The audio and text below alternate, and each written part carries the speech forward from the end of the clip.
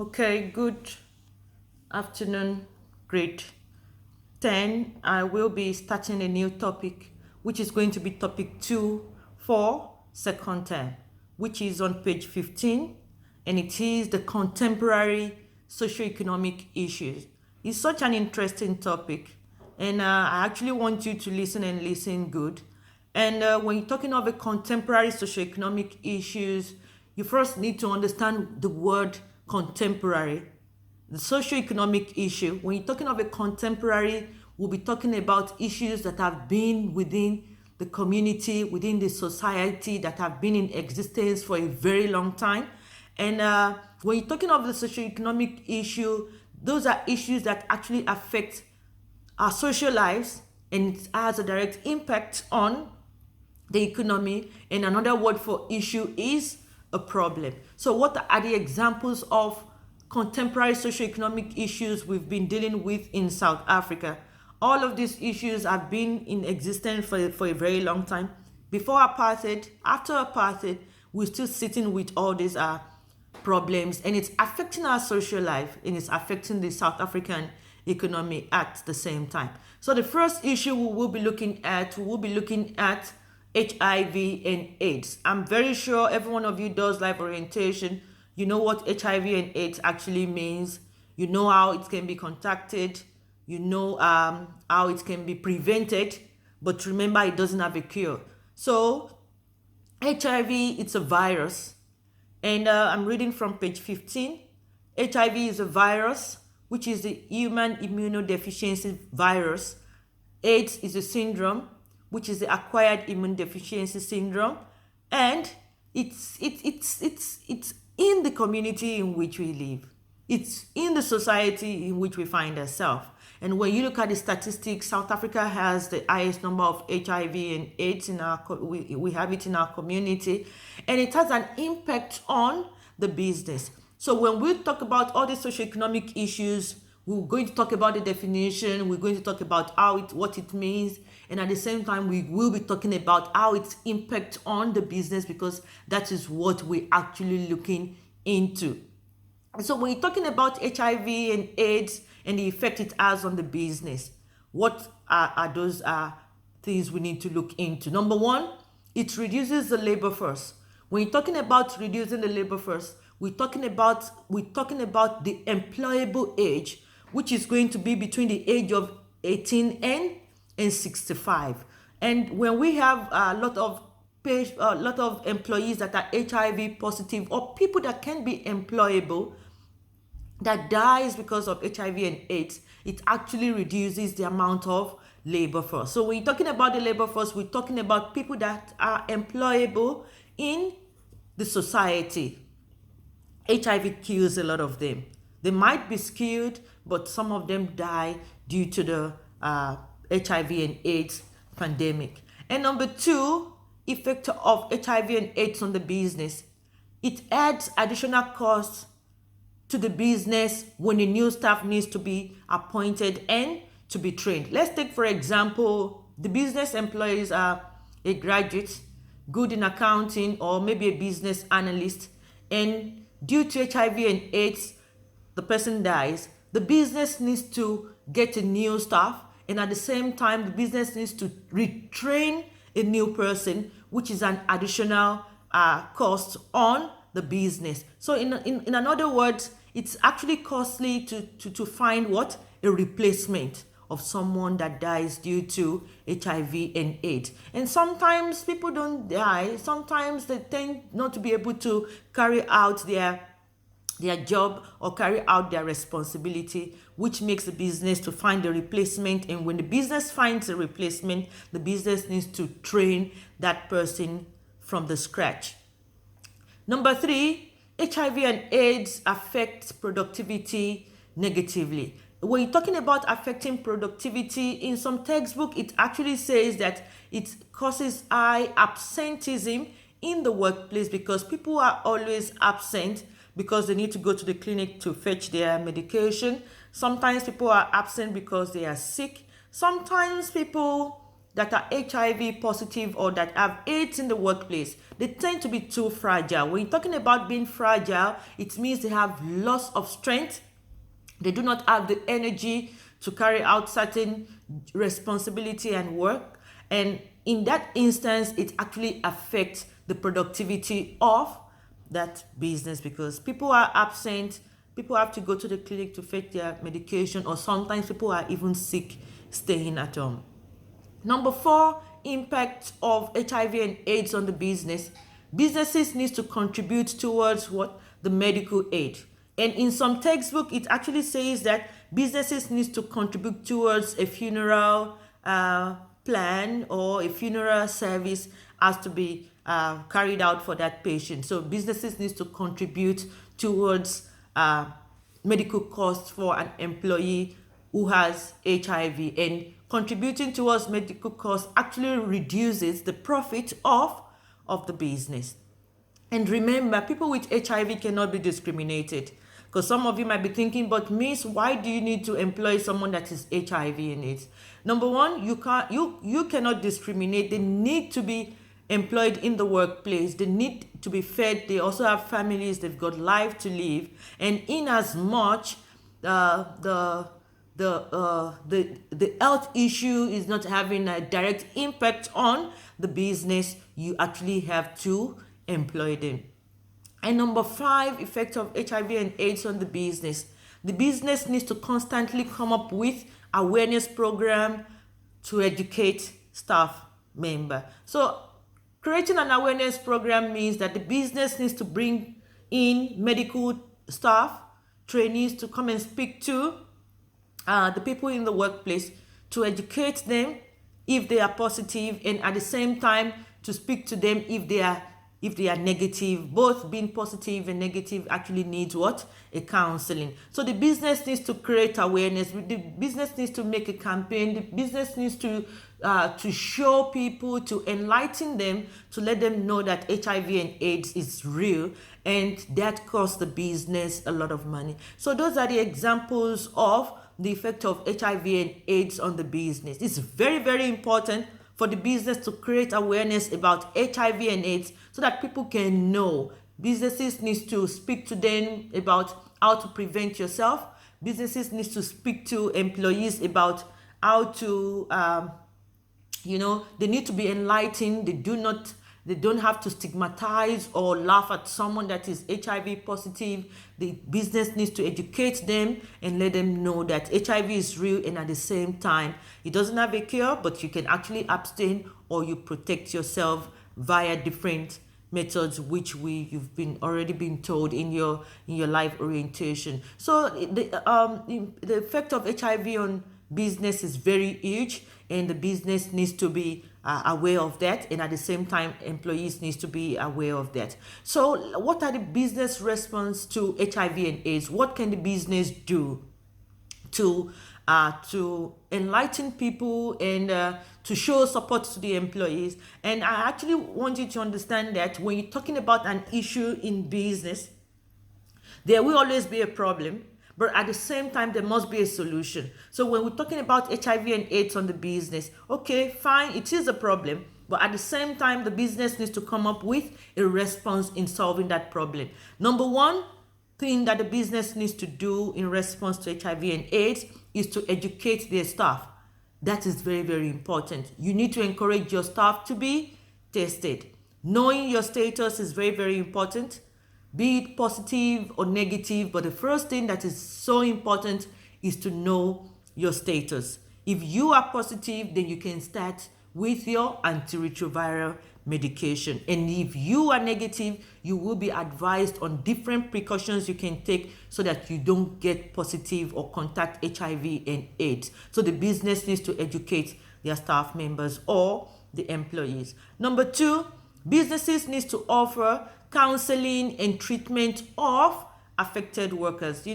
One good thing about having HIV and AIDS is when you have a support of your family members and even your co-workers around you. So businesses need to make sure they offer counseling, because some people think, okay, when I have HIV and AIDS, that is the end of the world. Then I can go and commit suicide. Then I can go and drink ND, then I can go, people can be so funny. So the business needs to come up with counseling session and treatment of affected workers. And I can actually tell you that some businesses go to the extent of going to the clinic and fetching antiretroviral medication for their employees. So the employees can be at work instead of going to the clinic and standing in the queue from 5 a.m. in the morning, and they only answer them maybe or get attended to maybe around 4. That is a waste of production time. That is a waste of work time. So some businesses goes to the extent of going to the pharmacy or going to the clinic and fetching antiretroviral medication for their employees, and that is a way of responding to HIV and AIDS in the business, and to also show that you care about your employees. And number 3 way to respond to HIV and AIDS in the business is that fellow workers must be tolerant. Fellow workers in what sense? That your co-workers needs to be tolerant and caring towards an HIV and AIDS positive employees. That people needs to know, okay, it's not the end of the world. It's not as if like, okay, if I sit beside someone that has HIV and AIDS, I'm going to contact HIV and AIDS. If I speak to that person, I'm going to contact HIV and AIDS. No, employees or fellow workers needs to be enlightened. They need to be tolerant. They need to stop stigmatizing. They shouldn't laugh at someone that is that has HIV and AIDS, or sometimes when they see someone is losing weight or heading weight, and they like whispering and saying it seems that person is no. HIV and AIDS patients do not need that. We need tolerance in the workplace. So the employer needs to enlighten the employees on how to be tolerant and caring towards HIV and AIDS positive employees. So those are different ways by which businesses can respond to HIV and AIDS in the workplace, and that is very, very important. And number 2 problem, so that is number 1 socioeconomic problems we're dealing with in South Africa that has an impact on the society, and it has an impact on the economy. And number 2, we have unemployment. Unemployment is a big issue in South Africa. We have millions of people that are out of job. And unemployment can be defined as where people are able to work. People are able to work, people that are eligible to work from the age of 18 and want to work. Can you see that word? I actually want you to underline the word unemployment is where people are able to work. That is willingness to work. You showing the effort. You're showing the willingness that I want to work. And you want to work, but you cannot find what? A job. When you look at the Platinum textbook, it actually says that people that are willing to work, people that have looked for work, and people that have tried in starting their own job. That is entrepreneurship. So in a situation whereby you've got a zeal to work, you're willing to work, you try creating your own job, and you cannot find a job, or you are not being successful in creating your own job because you don't have cash or you don't have capital, that is the only time you can refer to yourself as what? Unemployed. But we have some people, they've got qualification, sometimes they tell you, miss, I'm too lazy to wake up at 5 o'clock. I can't stand in the queue. I'd rather stay at home. That kind of a person is not unemployed. You can say you are unemployed when you look for a job, when you have the willingness to work, when you have the zeal to create your own job, when you are so creative. But when things are not working for you, that is the only time you can say, I am unemployed. And you have the right skill to do the job. So, unemployment, it's a big issue in South Africa. It's impacting on our society, it's impacting on the economy, because when you don't have money, when you don't have a job, there's no way you can buy. And when there is no buying and selling going on in the economy, there is no way there can be an economic growth. There's no way a country can grow. So let's take a look at the causes of unemployment in South Africa. What causes unemployment? Number 1, the lack of education and the lack of skills. I could remember I try and differentiate the two. When you say lack of education, people that cannot read and write, You get what I'm trying to say? People that are not functioning in the school, people that do not have the qualification in terms of reading and writing. And we also have what? Lack of skills. Lack of skills mean someone that cannot do anything with their hand. So it's of two different problems. We've got lack of education, people that couldn't go to school, or people that are not performing so well in school. And we also have people that lack skills. Those are the two, one of the two reasons why we have unemployment in South Africa. Number two, we have high population growth. The population of South Africa is growing and there is no job. And at the same time, people have qualification. The population is growing every now and then. And at the same time, it's very difficult for all those people to find job at the same time.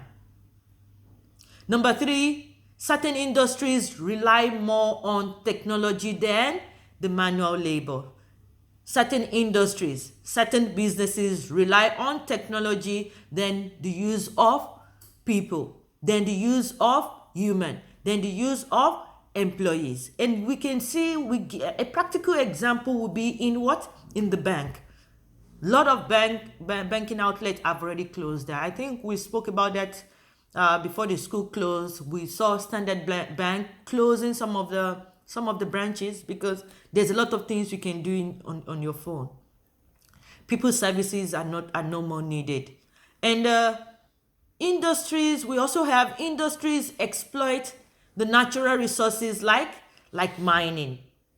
Businesses are exploiting the natural resources like mining, which is also causing unemployment. And we have fewer industries are manufacturing the natural resources into a final product. So we also see businesses closing down. When these businesses close down, they had to retrench people. So retrenching people means that, okay, you need to let them go, you need to fire them and tell them, okay, your services are no more needed. So those are the causes of unemployment in South Africa. So what do you think could be the solution? Because now the unemployment is causing problem, and at the same time it's having an impact on the business. When people are unemployed, when people don't have jobs, there's no way they can buy from the business. What are the possible solutions to unemployment, on the impact of the business? Number one, the Skills Development Act attempts to redress the skills shortage by offering training programs. So the Skills Development Act is a law that is being put in place for businesses to comply with, that when they employ people that do not have skills, that do not have education, all those people need to be trained. So when people are being trained, they acquire certain skills, then they will be able to carry out certain jobs in the business. So the government is trying to come up with Skills Development Act with the business, that the business needs to train people. And when you're talking about Skills Development Act, it is a law that the business needs to comply with, to follow in an attempt to redress the the skills shortage by offering training programs to the unemployed and those ones that lack skills. Number two, literacy programs equips unemployed people with skills to acquire jobs. So one thing the business is also doing as part of a way of giving back to the community is to implement literacy programs in the community so that the unemployed can get skills or they can get education. For example, we have adult education that is being done in our communities. You see businesses come in, they bring in training officials to come and train people to do certain skills, to teach them the basic, so that when they acquire all those skills, they can be employable. So that those are the examples of literacy programs the business is bringing into the community, so that people that lack skills can benefit from all those programs. And also, the third solution to unemployment is the promotion of entrepreneurship, which creates what? Job opportunities. When you're talking about promotion of entrepreneurship, the business is actually encouraging people to start their own business. Because when you start your own business, that means unemployment rate decreases by -1. And when you start the business and the business grows, you will also be able to employ maybe 7 people or 8 people in your business, and unemployment gradually decreases by that. So the business is also promoting entrepreneurship, making sure that looking for ways by which these individuals can be creative so that businesses can support them, and at the same time they encouraging people